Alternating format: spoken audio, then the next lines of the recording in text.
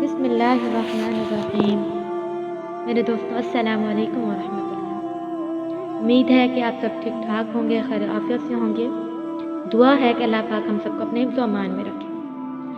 आज एक और वीडियो लेकर आप सबके सामने हाजिर हुई हूँ, जिसमें आज हम बात करेंगे सूरह फातिहा किस फरिश्ते के ज़रिए नाजिल हुई और कैसे नाजिल हुई, और सूरह फातिहा की फजीलत। अल्लाह पाक ने सूरह फातिहा से ही कुरान मजीद की इब्तिदा की है। क्या आप जानते हैं कि सूरह फातिहा जिब्राईल अलैहिस्सलाम लेकर नहीं आए, तो कौन लेकर आया? एक दफ़ा का जिक्र है कि जिब्राईल अलैहिस्सलाम आप सल्लल्लाहु अलैहि वसल्लम के पास तशरीफ़ फरमाए हुए थे कि एक धमाका हुआ।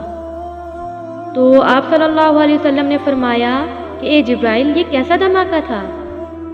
तो जिब्राईल अलैहिस्सलाम ने जवाब दिया, या रसूलल्लाह, आज एक ऐसा दरवाज़ा खोला जा रहा है जो आज से पहले नहीं खोला गया, और आज एक ऐसा फरिश्ता ज़मीन पर उतारा जा रहा है जो आज तक नहीं उतरा, और वो फरिश्ता एक ऐसा कलाम लेकर आ रहा है जो आज तक किसी नबी पर नहीं आया।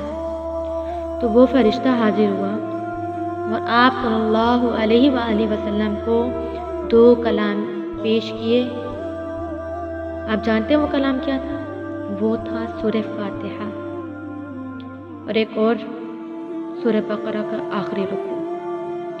तो आप सल्लल्लाहु अलैहि वसल्लम को इन दोनों की बशारत दी तो हमारे नबी ने फरमाया, ऊतीतु मसानिया मकान तौरात, कि अल्लाह पाक ने मुझे तौरात के बदले सूरह फातिहा अता कर दी। अल्लाहु अकबर। हम सब के लिए कितना ही खूबसूरत तोहफ़ा है। उम्मीद है कि आप सबको मेरी वीडियो पसंद आई होगी, तो आप मेरे चैनल को सब्सक्राइब कर दें और बेल आइकन दबाना बिल्कुल ना भूलें। चलिए हम लोग मिलते हैं अपनी एक और नई वीडियो में। पसंद आएगी। अस्सलामु अलैकुम व रहमतुल्लाह।